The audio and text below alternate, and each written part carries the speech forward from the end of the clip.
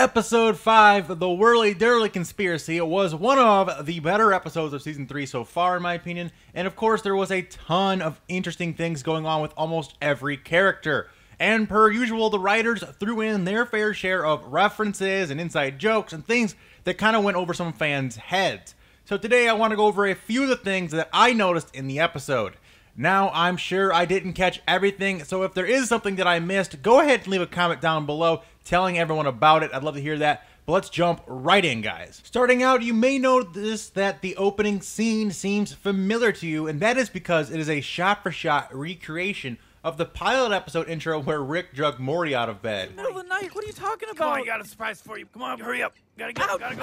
Gotta get out of here. You're tugging me Come on, too I got a hard. surprise for you. Also, continuing on this season's trend of having premises based around popular TV or movies, we saw the whole small park where you can't die thing is loosely based around the HBO show Westworld. And another show that was referenced in this episode is, of course, Attack on Titan, as the inside-out giant version of Summer and Beth heavily resemble the Titans from the popular anime series.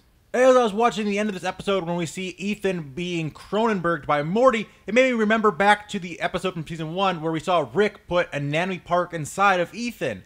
So what may have happened to that? We don't really know. Will they touch on this later? We'll have to wait and see what happened to Anatomy Park. One thing that I had to look up is the word epoch, because Jerry uses it in this episode. I'm starting to believe you, because I just finished merging with your essence for an endless epoch, and I'm already back to thinking you're an asshole. Fine with me. Let's just go our separate ways. Sounds like you and the word epoch have a lot of catching up to do. An epoch is a period of time or history or a person's life, typically marked by notable events or particular characteristics. This fits perfectly because Rick and Jerry had just spent like an eternity fused as one being inside that wormhole, so an epoch fits that perfectly, but again, it's something I didn't know and I had to look up. We also get this weird Jeff Goldblum reference from Rick. But what if you came home with Jeff Goldblum? Jeff Goldblum? What the fuck are you talking about, Jerry? Jesus, holy fucking shit. Yo, what's up, Big Chill? Don't go into that telepod. Rick is referring to the film The Big Chill, which was one of Jeff Goldblum's earliest films, and when he talks about the telepod reference, this is from the movie The Fly, which was directed by David Cronenberg, who the writers love to make references to. We also get to see a few aliens we've seen in previous episodes, like this one who we originally saw at the Blitz and Chits episode. He was also in last week's episode in the party scene. Beth makes quite a few weird comments in this episode, and she makes a comment that Summer Clive Barkered herself. Right before she Clive Barkered herself. Why? Clive Barker is the director of the movie Hellraiser, in which this is based off of where people have their skin removed, similar to what happened to Summer. Beth also makes another comment about flesh-colored crayons. Oh, God, are you gonna go on another spiel like you did with the flesh-colored crayon? I'm pretty sure This is a joke about the controversy that stemmed around the name of the color of that crayon, because not everyone's skin tone is the same. But Crayola changed the name of the color to peach back in 1962, so this is a very old and obscure reference to an old controversy, but something that was pretty funny. We also get to see that Rick apparently has many cybernetic enhancements inside of his body, including this hilarious suction cup gun.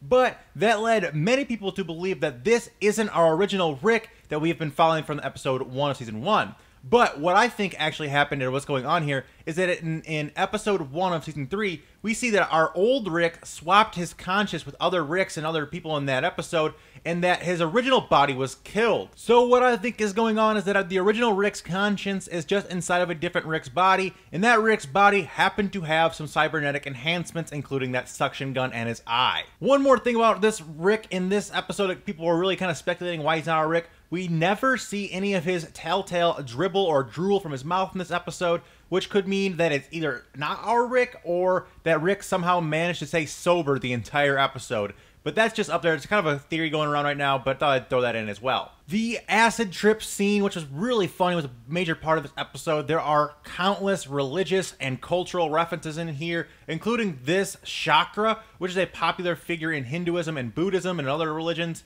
If we freeze frame, we can also see this really creepy shot of Rick nursing this alien, but in the background we can see these busts of Bird Person and Beth on the mantle, so that's also pretty weird. And the whole thing is kind of like this weird animated version of Space Odyssey 2021. Kind of a weird thing. I thought it was pretty interesting though. And finally, probably the biggest and coolest Easter egg I was able to find was in the after credit scene. If you freeze frame, you can actually see the character Bill Cipher, who is from Gravity Falls, on the side of the bridge.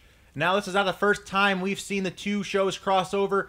As we know, the show's creators are really good friends in real life, and we've seen this in previous seasons. We saw that one thing where the stuff came out of the wormhole that was thrown in a episode of Gravity Falls. That was pretty cool. So keep an eye out for more hidden Gravity Falls stuff in the coming episodes and the rest of the season, because I'm sure there's going to be more of it thrown in there somewhere. But anyway, guys, that's all I came across. Hopefully, like I said, if you guys found anything else that I may have missed, please leave a comment with it down below. I hope you guys all enjoyed this video. And if you guys did, please do me a massive favor and hit that like button and subscribe if you're new around here.